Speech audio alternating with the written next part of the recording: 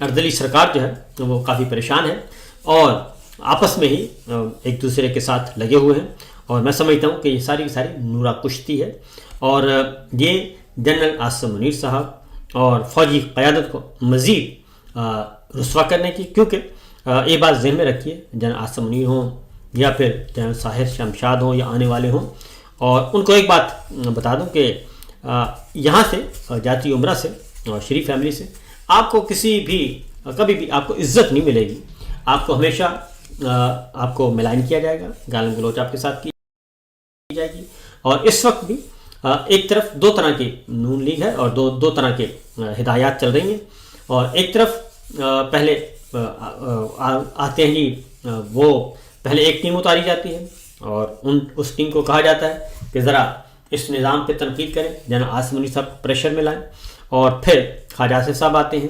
وہ چونکہ سینئر ہیں، فارم 47 ان کو ہر سال ہر الیکشن میں فارم 47 جو ہے جعلی ان کو دیا جاتا ہے، وہ جنرل باجوہ ہوں، جنرل ضیاء ہوں اور جنرل ضیاء کے بعد آنے والے ہوں، کیونکہ وہ کوئی بھی اسمبلی ہو، یہاں تک کہ جو 2002 کی اسمبلی تھی جنرل مشرف کی،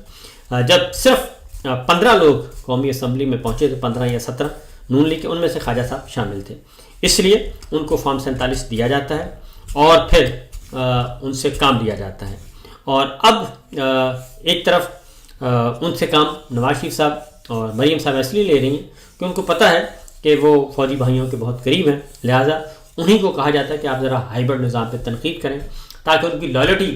کا پتہ چل سکے کہ وہ زیادہ ہمارے ساتھ لائل ہیں یا پھر GH2 کے ساتھ منسلک ہیں، تو وہ پھر تنقید کرتے ہیں، اور ایک طرف وہ تنقید کرتے ہیں اور دوسری جانب پھر حنیف عباسی صاحب کو، کل حنیف عباسی صاحب سامنے تھے، اور مزے کی بات ہے میں آپ کو بتا دوں کہ خواجہ آصف صاحب کو بھی اسپیکر قومی اسمبلی ایاز صادق پورے طریقے سے بولنے کا موقع دیتے ہیں، اور جب خواجہ آصف تقریر کرتے ہیں تو پیچھے نون لیگ والے ڈیسک بجا رہے ہوتے ہیں، اور اس کے بعد حنیف عباسی صاحب ان کو نگیٹ کرتے ہیں اگلے دن آ کے اور بتاتے ہیں کہ جناب یہ خواجہ آصف صاحب جو کچھ کہہ رہے ہیں صحیح نہیں ہے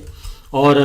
وہ بالکل غلط کام کر رہے ہیں، اور جب حنیف عباسی صاحب خواجہ آصف کے خلاف تقریر کر رہے ہوتے ہیں تب بھی ڈیسک بجائے جا رہے ہوتے ہیں، وہی نون لیگ وہی ارکان جو خواجہ آصف کی تقریر پہ ڈیسک بجاتے ہیں خوشی سے، وہی حنیف عباسی کی تقریر پہ بھی بجاتے ہیں، اور پھر یہ دونوں تقریریں پاکستان ٹیلی ویژن لائیو نشر